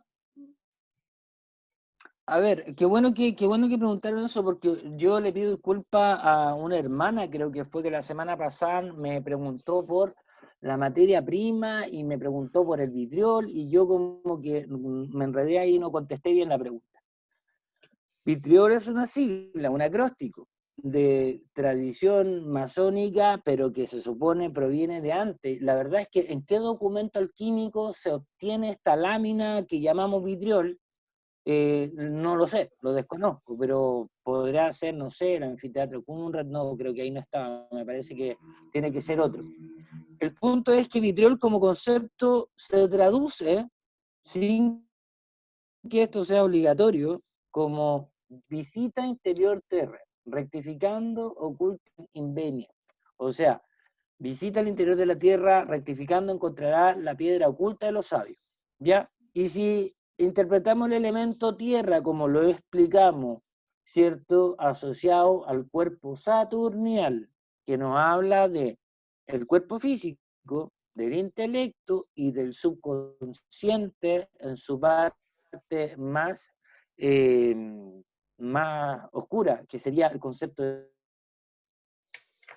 que sería esa dimensión de la mente donde están los complejos, los miedos, ¿cierto? Lo que se llaman las constelaciones, que son en el fondo informaciones que han sido reprimidas por la mente para poder seguir funcionando en el día a día. ¿Ah? esas impresiones emocionales que se producen cuando atravesamos experiencias fuertes, vitales, trascendentes, que nos generan toda una respuesta anímica interna de tal intensidad que absorbe demasiada energía y que no es posible sobrellevarla de manera armónica y seguir funcionando. Entonces ahí se produce el proceso de represión psíquica, y estas emociones se contienen en un nivel de la mente que llamamos subconsciente, y cuando son experiencias muy, muy radicales, dan origen a la noción de constelaciones o complejos. Y se cree que ahí hay información asociada a emociones y que atrapa cierto nivel de energía psíquica, porque la psique invierte mucha energía, ¿ya?, en reprimir esa información para que no salga a flote. Porque es como que, no sé, a mí me ofendieran y me dan ganas de golpear a alguien en respuesta a esa ofensa, pero como la cultura a mí no me permite, porque eso me significa poner un proceso penal, yo reprimo la ira, pero resulta que el recuerdo rabioso, resentido, queda ahí, ¿cierto? Entonces, eso sería como el simbolismo alquímico. Entonces, visita interior de la tierra, rectificando encontrarás la piedra oculta de los sabios, vale decir, tengo que atravesar estos niveles del subconsciente. Los niveles del subconsciente, curiosamente, hablan con imágenes, y nosotros tenemos el simbolismo masónico como forma de trabajo, ¿cierto?, para enseñar la información mistérica que contiene la masonería. Entonces, ¿qué es lo que se dice? Que el símbolo lo que hace es transmitir ideas. Y esas ideas tienen la capacidad de poner en movimiento mecanismos muy singulares del propio subconsciente, que reactiva la circulación de esa energía que está reprimida. La libera y la pone a disposición de nuestra personalidad, lo que nos da mayores capacidades de desarrollo, de crecimiento, de elasticidad emocional, etc. Todo ese proceso es la rectificación que habla esta frase. Y descubrirán la piedra oculta de los sabios. ¿Qué es esa piedra oculta? Ese concepto de telos, de propósito, ¿cierto?, de potencial que está oculto en mi mente y al cual yo no puedo llegar a acceder sin hacer un proceso previo de expansión de mis niveles de conciencia, y eso pasa por un trabajo a nivel subconsciente también. Y los símbolos son usados como herramienta de relacionarme con el subconsciente, de trabajar en disolver estos tapujos emocionales, estos conflictos internos, y lo que va liberando esta energía que está oculta y que sería representativa de los poderes de la mónada, o esta piedra filosofal que estamos tratando de hacer que crezca. Más o menos por ahí va un poco el tema. Sí, efectivamente estamos trabajando a nivel de psicología oculta con esta fórmula, y es una síntesis que nos habla de todo este proceso de trabajo alquímico que en la masonería estaría dividido simbólicamente en al menos 4 etapas. Bien, gracias. Juana de Arco Matías. La física cuántica, ¿qué estudia el campo que no se ve? ¿Es la interpretación moderna de la alquimia? A ver, yo no soy especialista en física cuántica, pero los acercamientos que tengo a esa disciplina, hay algunas obras de Deepak Chopra que hace alusión al concepto de la sanación cuántica, ¿cierto? Y en el fondo tiene que ver un poco con llevándolo al nivel más básico, algo parecido a lo que yo les hablaba, ¿cierto? Esta teoría del Alka-Edge, que es una energía que sustenta la creación y a la cual todos tenemos acceso en la medida de que nos hagamos receptivos a experimentar una sensibilidad con esa energía, ¿no? Y esa energía está asociada a ciertos estados de ánimo, estados de conciencia, estados emotivos y estados místicos.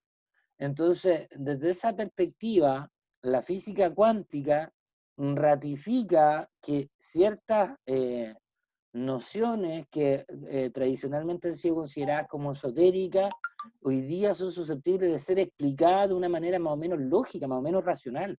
Entonces ahí hay un puente que conecta una formulación lógica, racional, argumentada sobre axiomas y metodologías pseudocientíficas, dotada de una epistemología que tradicionalmente ha sido validada por la ciencia, y que desde ese lugar intentan explicar nociones que antiguamente eran un mito, eran confesión de fe, y la cuántica dice, no, eso nunca fue algo ilógico. Lo que pasa es que no teníamos los elementos científicos para poder darle una explicación racional a aquello que antiguamente se consideraba milagro.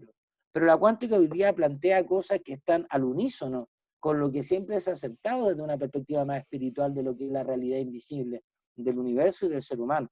Yo creo que eso es la cuántica como yo la entiendo, hermano. Es todo cuanto podría decirle al respecto, porque más allá sería inventar nociones. Gracias. El hermano Héctor Maduro pregunta, ¿qué ejercicio de la alquimia se puede usar para combatir la maldad?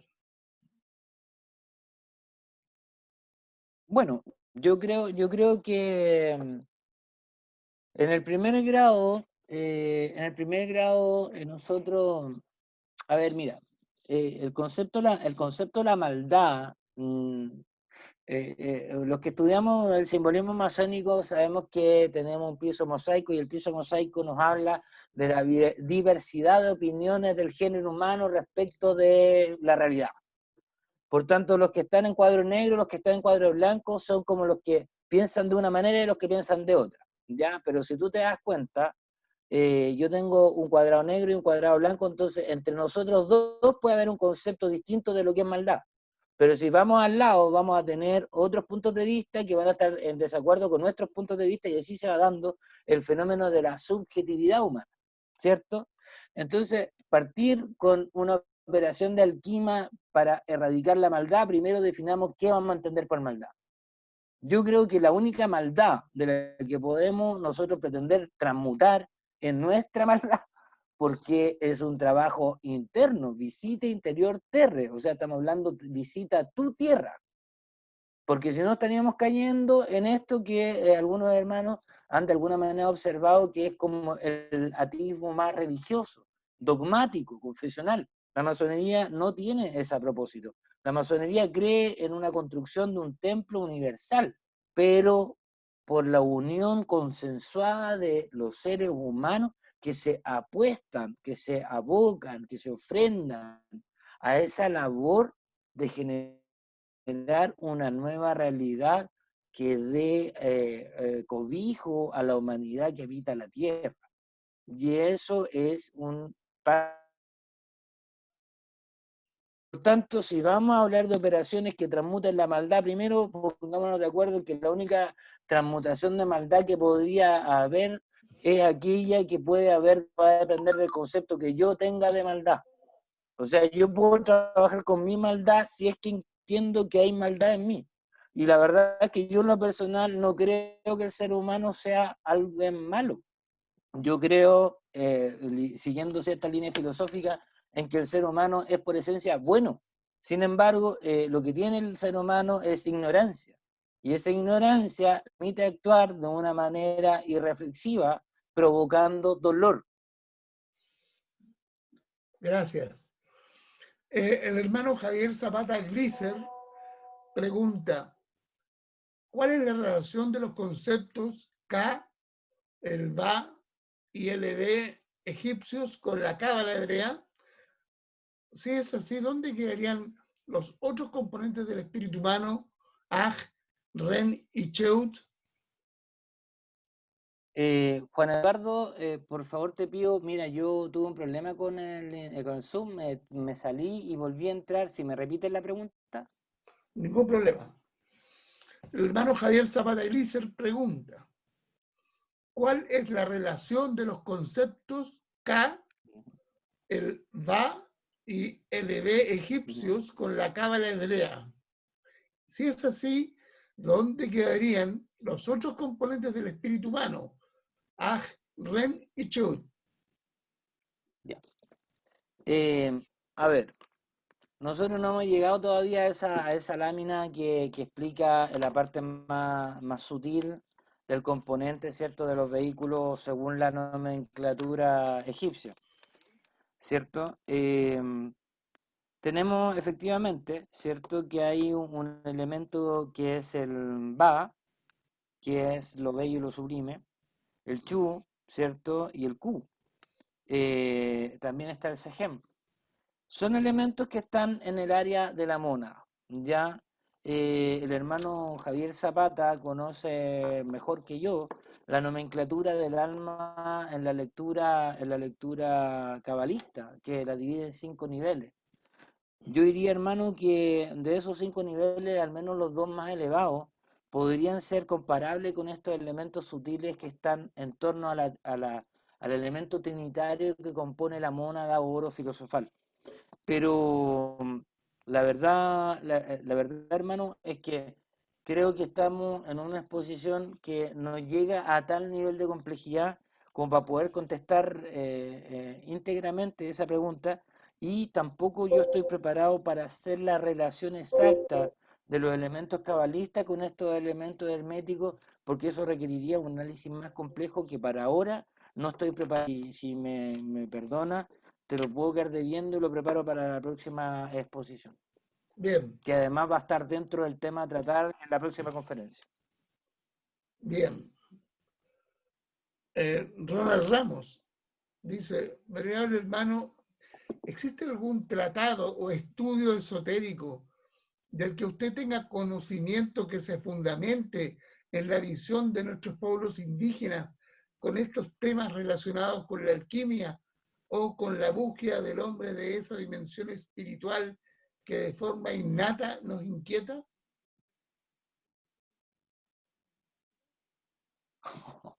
Muy larga la pregunta, no entendí qué quieres.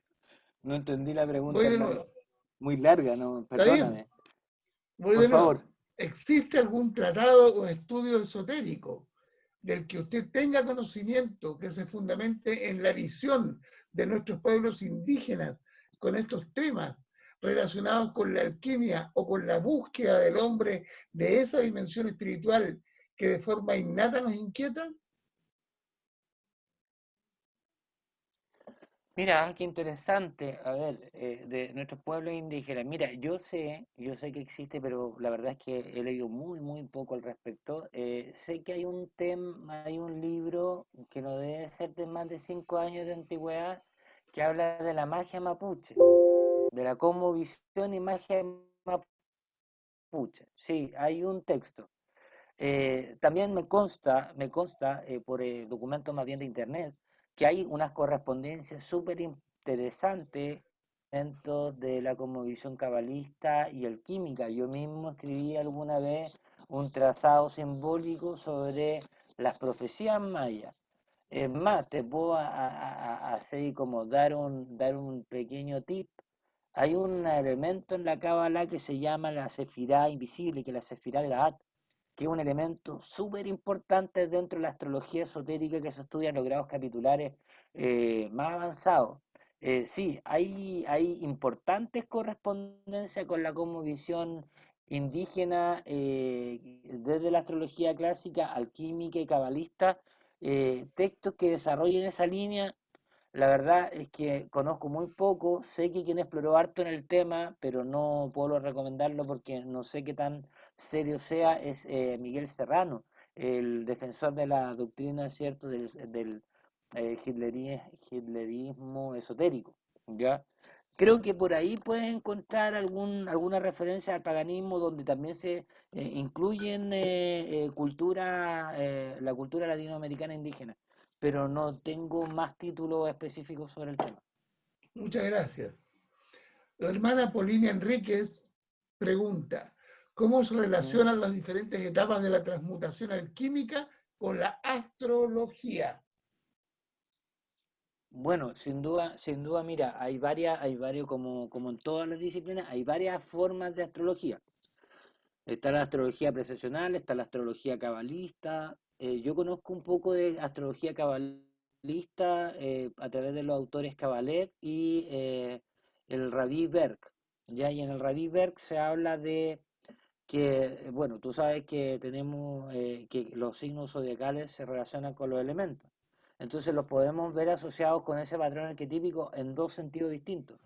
como que cada cuerpo, ¿cierto? Estos 4 cuaternarios son asociables a un elemento de los filósofos, y desde esa perspectiva estos signos zodiacales nos van a decir que en esa encarnación vamos a tener que trabajar fuertemente con ese nivel de vehículo. Por ejemplo, yo soy Virgo, ¿ya? Y el Virgo, según la cosmovisión cabalista astrológica, es el último de los signos de tierra, que es una prueba distinta que tiene que hacer el otro signo de tierra que vendría siendo, me parece que Tauro, o el otro que es Capricornio. Son 3 trabajos espirituales con el elemento tierra que son diferentes según el signo en el que estamos. ¿Ya? Ahora, Gracias. eso nos indica que es como una especie de camino de vida, ¿ah? Pero eso no quita que nosotros tenemos que recorrer dentro de la vida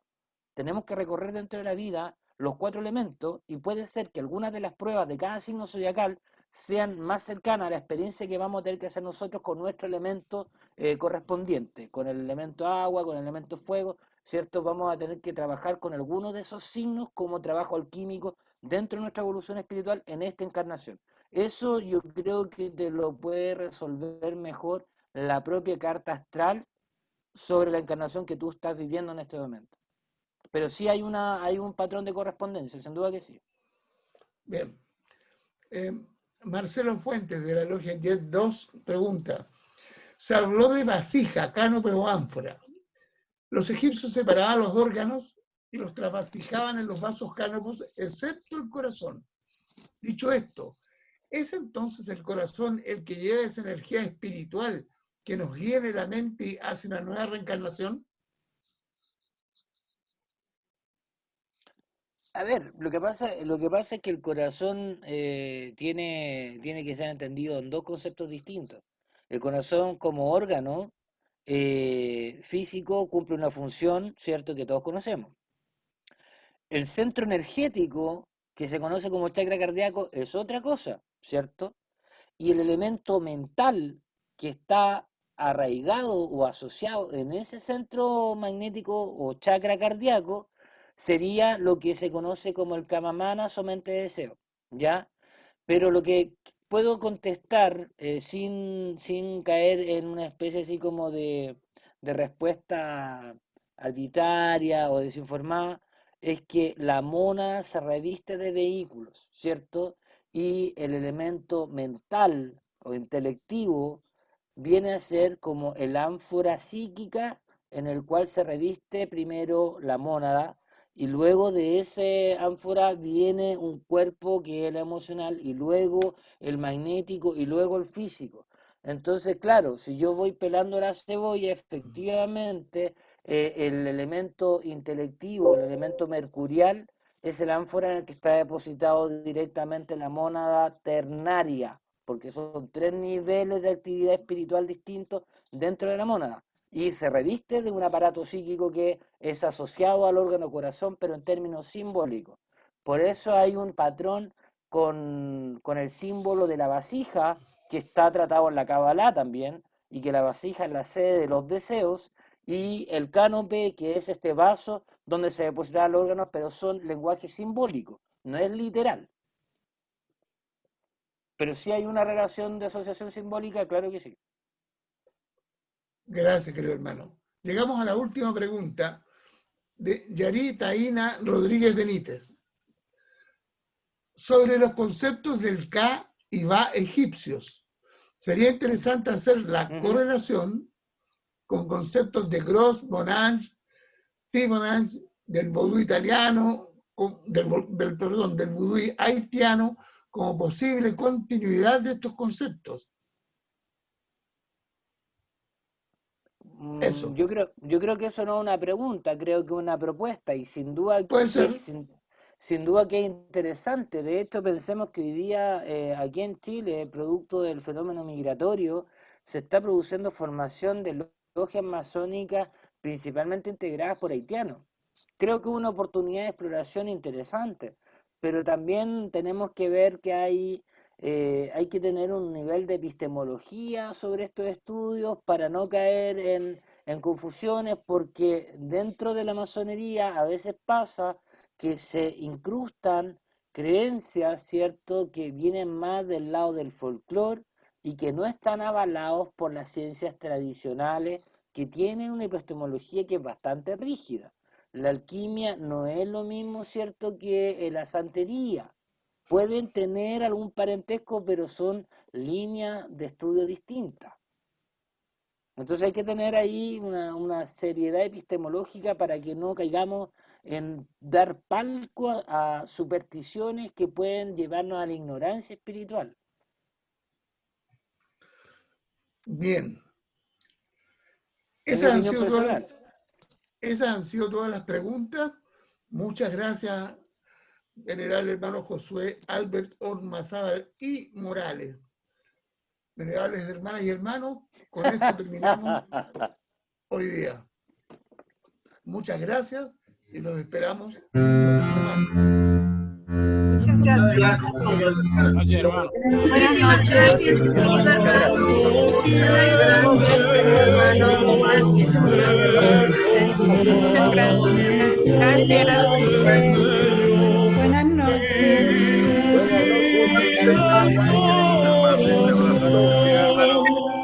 Hermano, buenas noches. Feliz noche. Buenas noches. Feliz noche desde Venezuela. Gracias. Muchas gracias. Por esa magnífica teoría que estás aplicando. Muchas gracias, hermano. Gracias. Gracias a todos. Gracias a todos. Buenas noches, queridos hermanos. Buenas noches para todos. Buenas noches, hermano. Gracias por todo.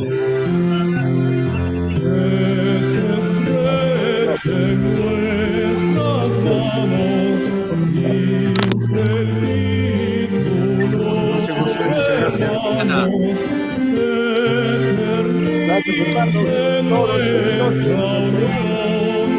Walter Vargas.